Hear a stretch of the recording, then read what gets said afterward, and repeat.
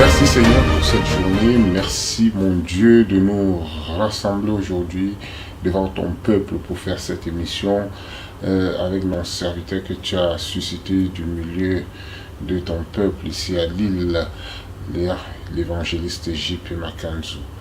Merci encore de faire en sorte que tous ceux qui vont suivre cette émission puissent être touchés par le message principal du Christ, le service à Dieu.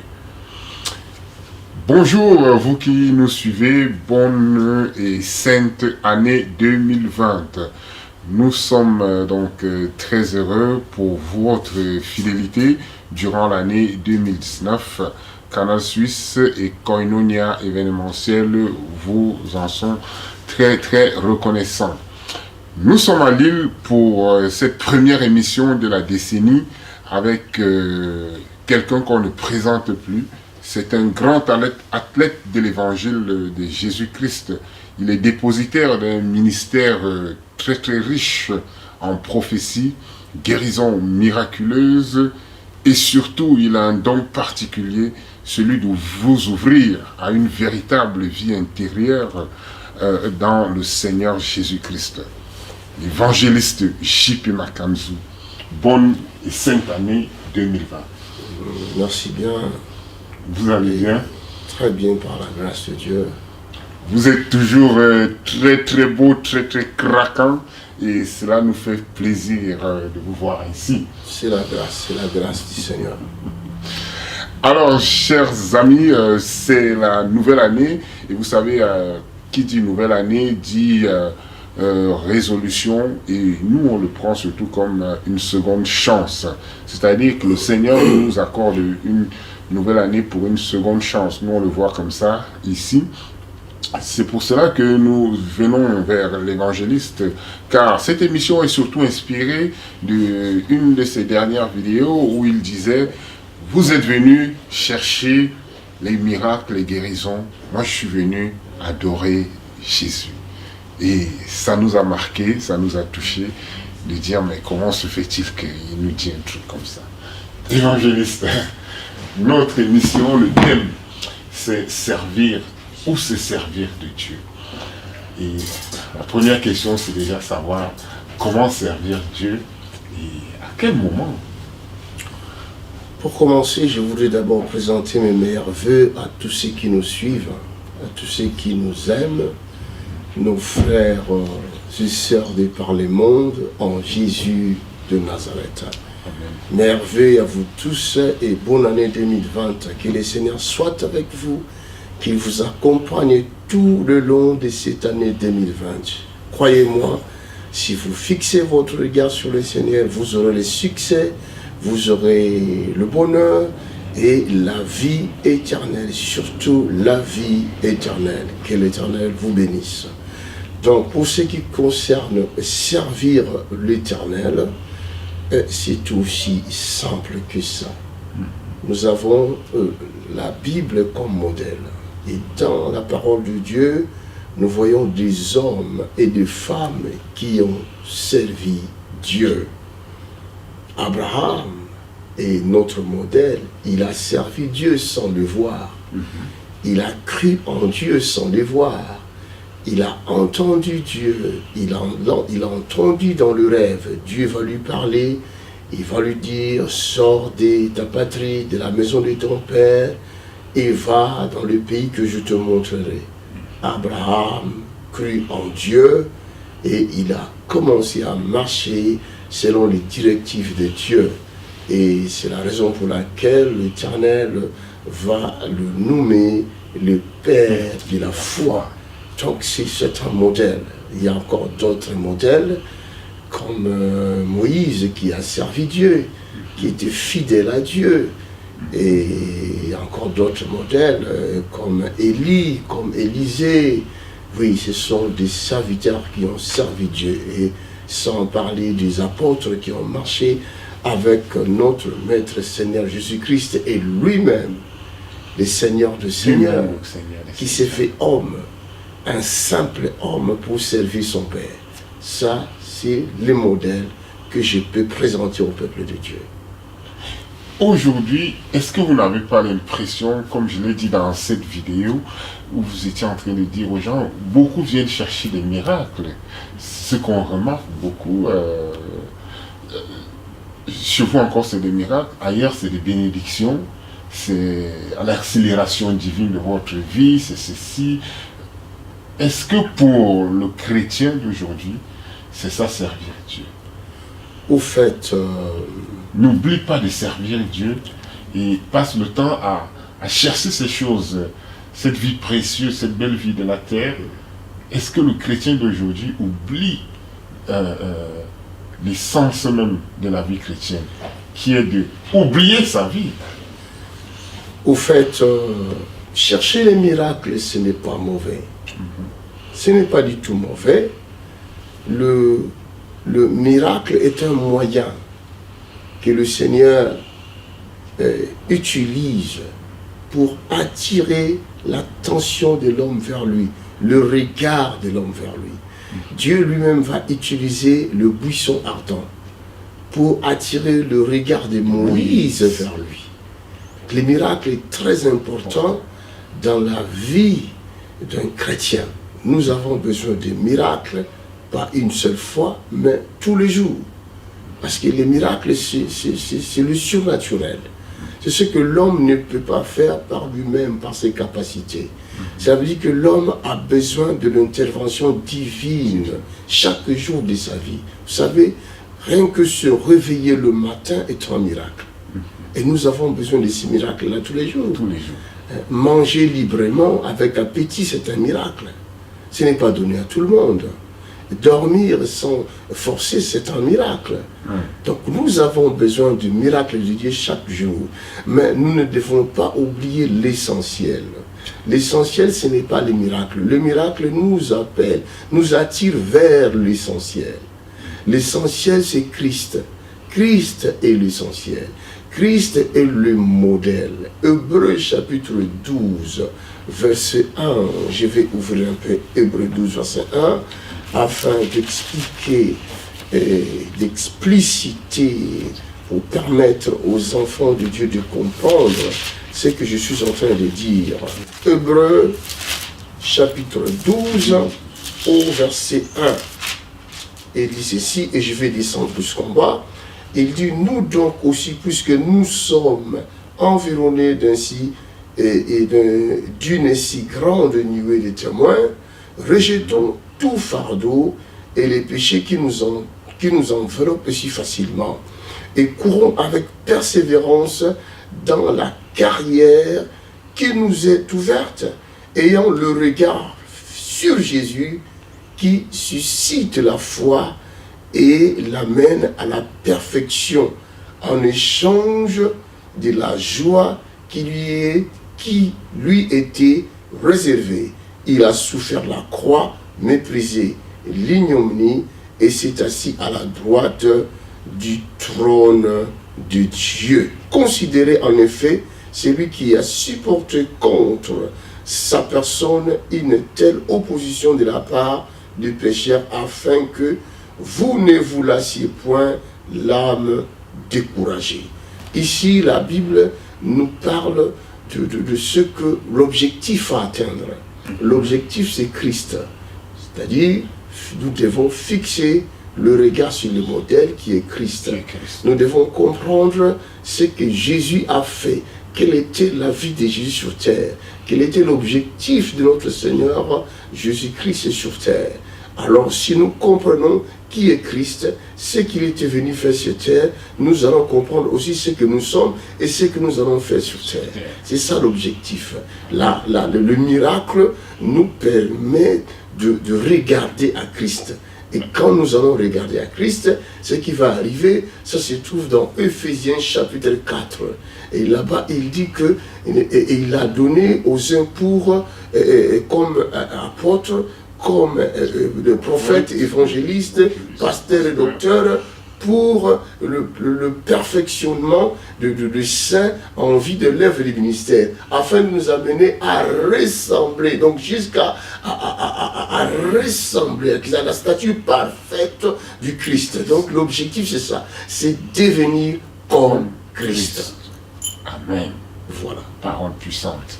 Merci, évangéliste, de nous apporter ces éclaircissements, car on reconnaît que tout au long de l'année, on a couru vers les miracles, on a couru vers les délivrances, on a couru vers la réussite professionnelle.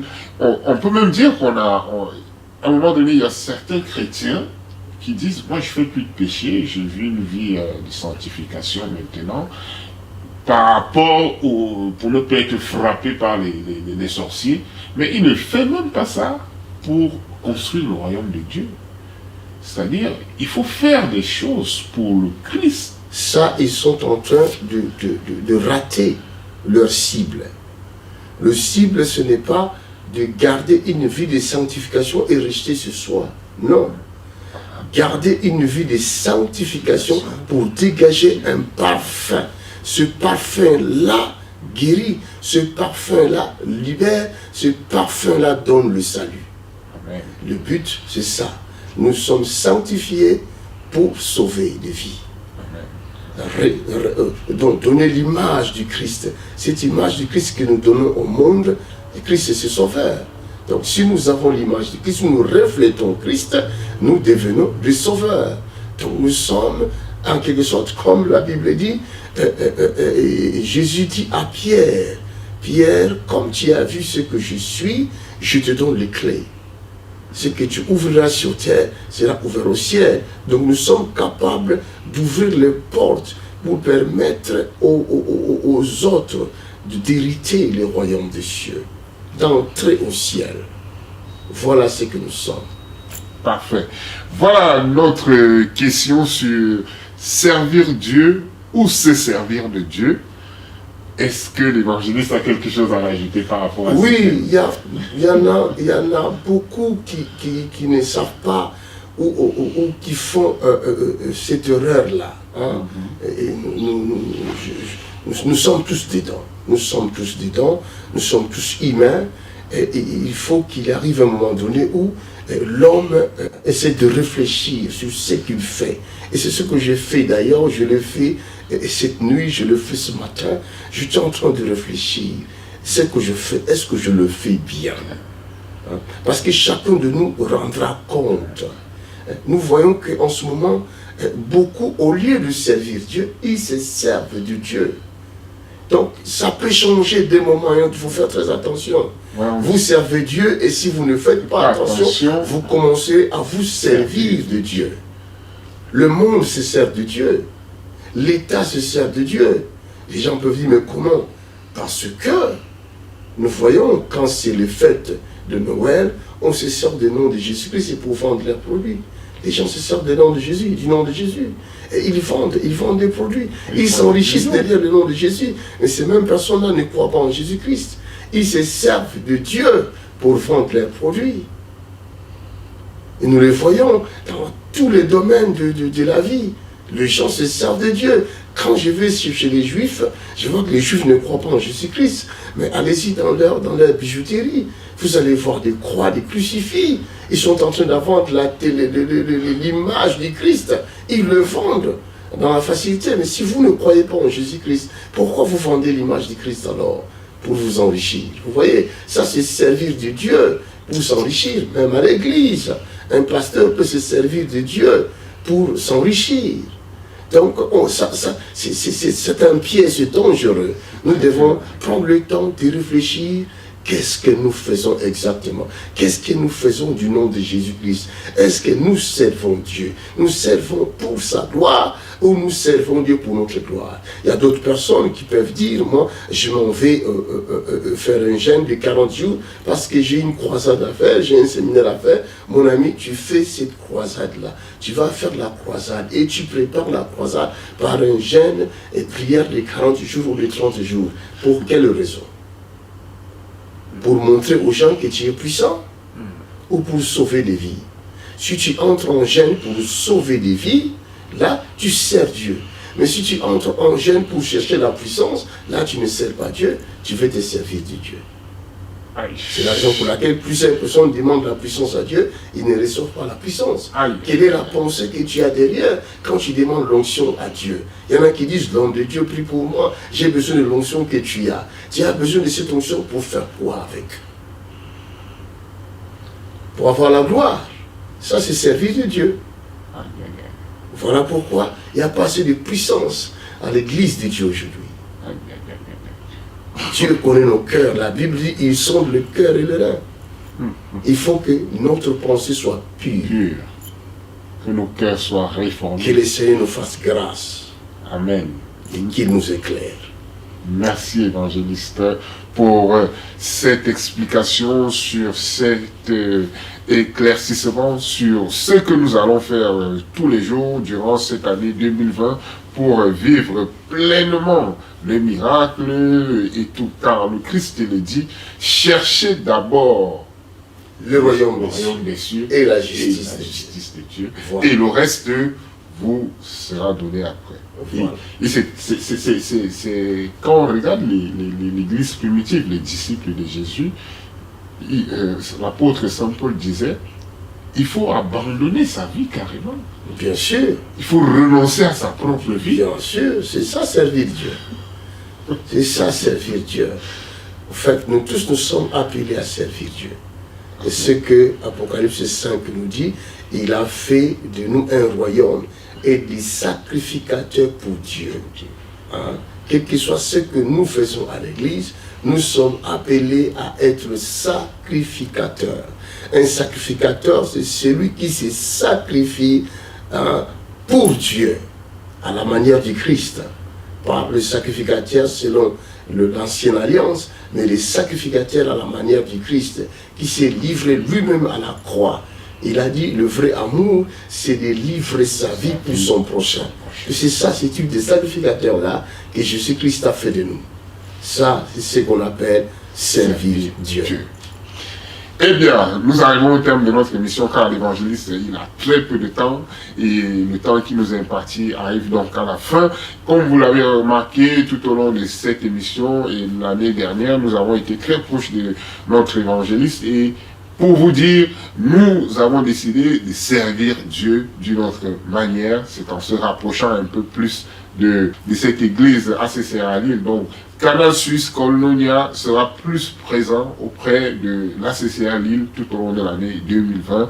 Nous décidons donc de servir Dieu comme ça, de faire quelque chose pour le royaume de Dieu, pour l'œuvre de Dieu dont il est dépositaire. Amen. Nous lui souhaitons, évangéliste, beaucoup de grâce tout au Merci. long de cette année. Que le Merci. Seigneur bénisse tout le monde, tous Oui. ceux qui nous suivent. Les mots d'ordre pour cette année, vous posséderez les portes de vos ennemis. Gardez ces mots d'ordre-là.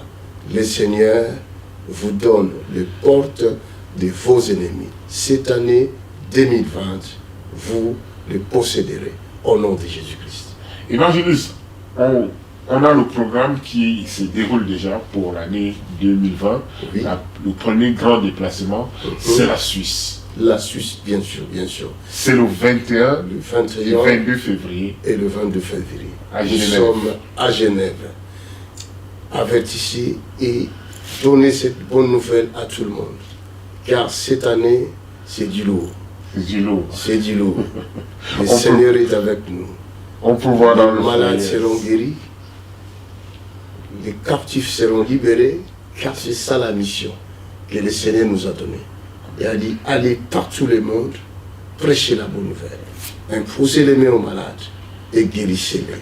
Chassez les démons, c'est-à-dire libérer les captifs. Le Seigneur ne descendra plus pour faire l'œuvre lui-même, mais il le fait par nous. Il a donné le mot d'ordre et nous devons obéir à ce mot d'ordre. Amenez vos familles, ceux qui sont malades, ceux qui sont liés, croyez au Seigneur Jésus-Christ. Et n'oubliez pas, l'objectif, c'est servir Dieu. Amen. À Genève, le 21, le 22 février, nous allons servir Dieu. Nous allons nous montrer à notre Seigneur le Christ que nous venons l'adorer avec des pieds ou ou sans les pieds, avec des mains ou sans les mains, avec les yeux ou sans les yeux, nous allons venir l'adorer. Alléluia. Amen. Au nom de Jésus. Je vous remercie et c'est avec le même plaisir que je vous retrouve sur la même chaîne. Je suis Jordan Malcoq et j'étais avec l'évangéliste J.P. Makanzou de la CCR à Lille.